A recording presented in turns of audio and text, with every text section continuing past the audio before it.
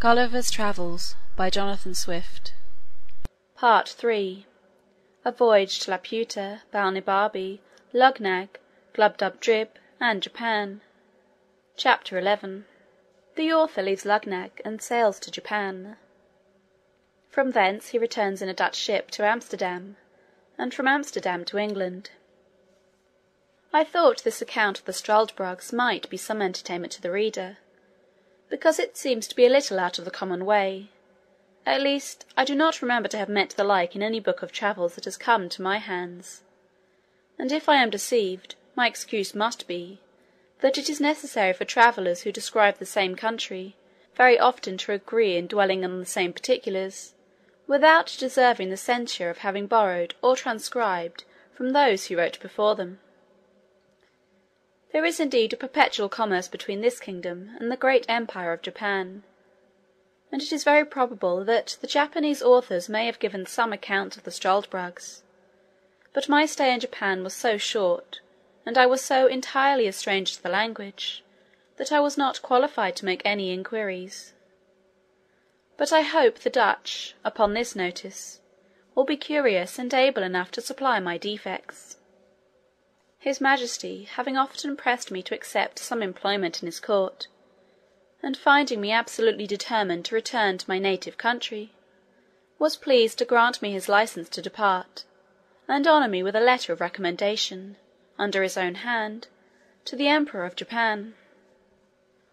He likewise presented me with 444 large pieces of gold, this nation delighting in even numbers, and a red diamond, which I sold in England for £1100.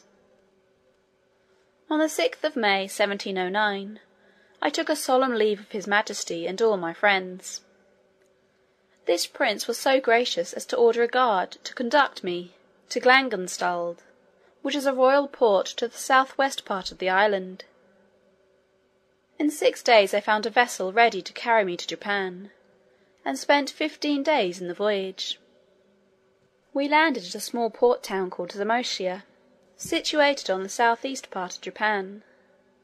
The town lies on the western point, where there is a narrow strait leading northward into a long arm of the sea, upon the north-west part of which Yedo, the metropolis, stands.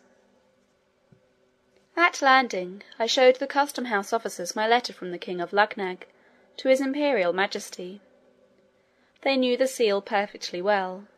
It was as broad as the palm of my hand. The impression was a king lifting up a lame beggar from the earth. The magistrates of the town, hearing of my letter, received me as a public minister.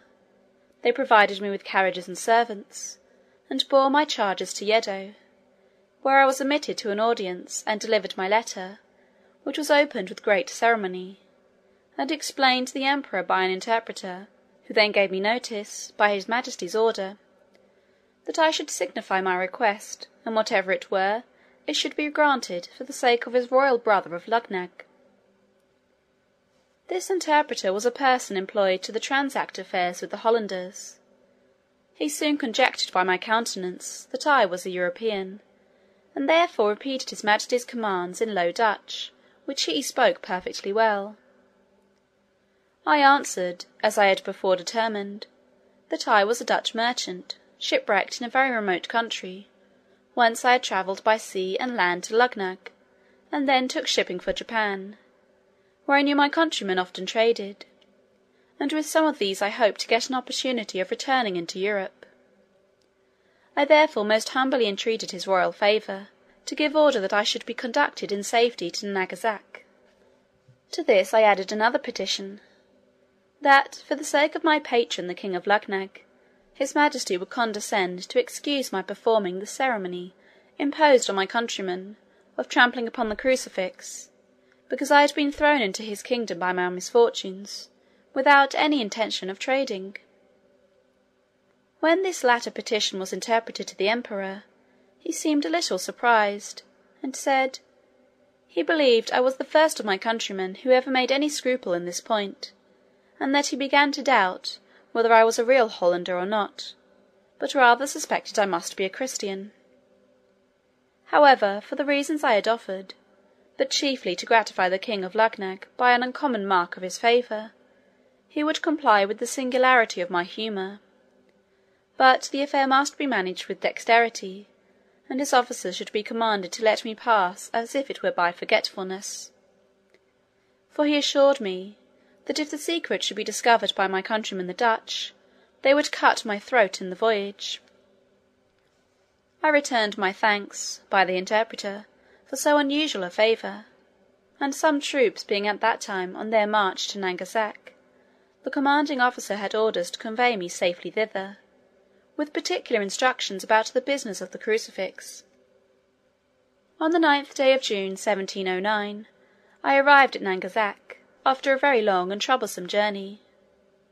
I soon fell into the company of some Dutch sailors, belonging to the Amboyna, of Amsterdam, a stout ship of 450 tons. I had lived long in Holland, pursuing my studies at Leyden, and I spoke Dutch well. The seamen soon knew whence I came last. They were curious to inquire into my voyages and course of life. I made up a story as short and probable as I could, but concealed the greatest part. I knew many persons in Holland. I was able to invent names for my parents, whom I pretended to be obscure people in the province of Gelderland. I would have given the captain, one Theodorus van Grult, what he pleased to ask for my voyage to Holland; but understanding I was a surgeon, he was contented to take half the usual rate, on one condition, that I would serve him in the way of my calling. Before we took shipping, I was often asked by some of the crew, whether I had performed the ceremony above mentioned. I evaded the question by general answers, that I had satisfied the emperor and court in all particulars. However, a malicious rogue of a skipper went to an officer, and pointing to me, told him, "I had not yet trampled on the crucifix." But the other, who had received instructions to let me pass, gave the rascal 20 strokes on the shoulders with a bamboo; after which I was no more troubled with such questions. Nothing happened worth mentioning in this voyage. We sailed with a fair wind to the Cape of Good Hope, where we stayed only to take in fresh water. On the 10th of April 1710, we arrived safe at Amsterdam, having lost only 3 men by sickness in the voyage, and a 4th, who fell from the foremast into the sea, not far from the coast of Guinea. From Amsterdam I soon after set sail for England, in a small vessel belonging to that city. On the 16th of April we put in at the Downs.